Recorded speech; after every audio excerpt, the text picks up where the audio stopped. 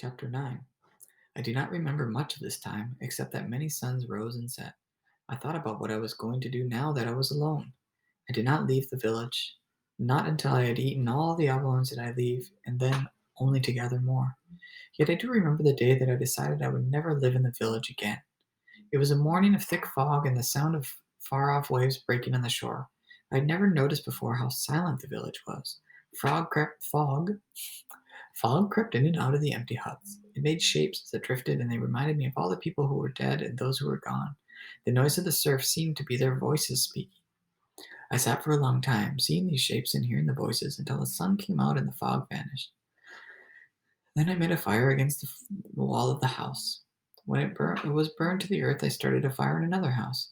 Thus, one by one, I destroyed them. That there were only, so all them all so that there were only ashes left to mark the village of Galasat. There was nothing to take away with me except a basket of food. Therefore, I traveled fast, and before night fell, I reached the place where I decided to live until the ship returned. This place lay on a headland a half league to the west of Coral Cove. There was a large rock on the headland and two stunted trees. Behind the rock was a clear place about 10 steps across, which was sheltered from the wind, from which I could see the harbor and the ocean. A spring of water flowed from the ravine nearby. That night I climbed onto the rock to sleep. It was flat on top and wide enough for me to stretch out. Also, it was so high from the ground that I did not need to fear the wild dogs while I was sleeping. I had not seen them again since the day they had killed Rommel, but I was sure they would soon come back to my new camp.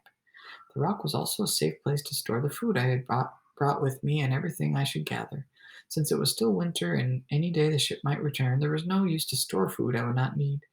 This gave me time to make weapons to protect myself from the dogs, which I felt would sometime attack me, to kill them all, one by one.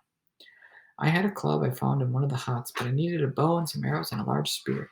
The spear which I had taken from the slain dog was too small. It was good for spearing fish and little else. The laws of Galasat forbade the making of weapons by women of the tribe, so I went out to search for any that might have been left behind. I went first to where the village had been, and sifted the ashes for spearheads, and then, finding none, to the place where the canoes were hidden, believing that weapons might have been stored there with the food and water. I found nothing in the canoes under the cliff. Then, remembering the chest the Aleuts had brought to the shore, I set out for Coral Cove. I had seen the chest on the beach during the battle, but did not remember that the hunters had taken it with them when they fled. The beach was empty except for rows of seaweed washed in by the storm. The tide was out, and I looked out in the place where the chest had lain. It was just below the edge Elip and I had stood on while we watched the battle. The sand was smooth, and I dug many small holes with a stick. I dug in a wide circle, thinking that the storm might have covered it with sand. Near the center of the circle, the stick hit something hard, which I was sure was a rock. But as I dug deeper with my hands, I saw it was a black lid. It was the black lid of the chest. All morning I worked, moving the sand away. The chest lay deep from the washing of the waves, and I did not try to dig it out, but only so I could raise the lid. As the sun rose high, the tide came rushing up the beach and filled the hole with sand. Each wave covered the chest deeper until it was completely hidden. I stood in one place, bracing myself against the waves so I would not have to look for it again. When the tide returned, I began to dig with my feet, working them down and down and down, and then with my hands. The chest was filled with beads and bracelets and earrings of many colors. I forgot about the spearheads I had come for. I held each of the trinkets to the sun, turning them so that they caught the light. I put on the longest string of beads, which were blue, and a pair of blue bracelets, which exactly fitted my wrists, and I walked down the shore, admiring myself. I walked the whole length of the cove. The beads and the bracelets made tinkling sounds. I felt like the bride of a chief as I walked there by the waves. I came to the foot of the trail where the battle had been fought. Suddenly I remembered those who had died there and the men who had brought the jewels I was wearing. I went back to the chest. For a long time I stood beside it, looking at the bracelets and the beads hanging from my neck, so beautiful and bright in the sun. They do not belong to the Aleuts, I said. They belong to me. But even as I said this, I knew that I could never wear them. One by one I took them off. I also took the rest of the beads from the chest. Then I walked through the waves and flung them all far away out into the deep water. There were no iron spearheads in the chest. I closed the lid and covered it with sand. I looked along the bottom of the trail, but finding nothing there that I could use, gave up my search. For many days I did not think of the weapons again, not until the wild dogs came one night and sat under the rock and howled. They were gone by daylight, but not far. During the day I could see them slinking through the brush, watching me. That night they came back to the headland. I had buried what was left of my supper, but they dug it up, snarling and fighting among themselves for the scraps. Then they began to pace back and forth at the foot of the rocks, sniffing the air, for they could smell my tracks and knew I was somewhere near. For a long time I lay in the rock while they trotted around below me. The rock was high and they could not climb it, but I was still fearful. As I lay there, I wondered what would happen to me if I went against the law of our tribe, which forbade the making of weapons by women, if I did not think of it all and made those things which I must have to protect myself. Would the four winds blow in from the four directions of the world and smother me as I made the weapons? Or would the earth tremble, as many said, and bury me beneath its falling rocks? Or, as others said, would the sea rise over the island in a terrible flood? Would the weapons break in my hands at the moment when my life was in danger, which is what my father had said? I thought about these things for 2 days, and on the third night, when the dogs returned to the flock, I made up my mind that no matter what befell me, I would make the weapons. In the morning I set out about it, though I felt very fearful. I wished to use a sea elephant's tusk for the tip of the spear because it's hard in the right and of the right shape. There were many of these animals on the shore near my camp, but I lacked a weapon which to kill one. Our men usually hunted with a strong net made of bull kelp, which they threw over an animal while it slept. To do this, at least 3 men were needed, and even then the sea elephant often dragged the net into the sea and got away. I used instead the root of a tree, which I shaped into a point of a hardened in the fire. This I bound to a long shaft. With a green snooze of seal I killed with a rock. The bow and arrows took more time and caused me great difficulty. I had a bowstring, but the wood which with the wood which could be bent, and yet the proper strength was not easy to find.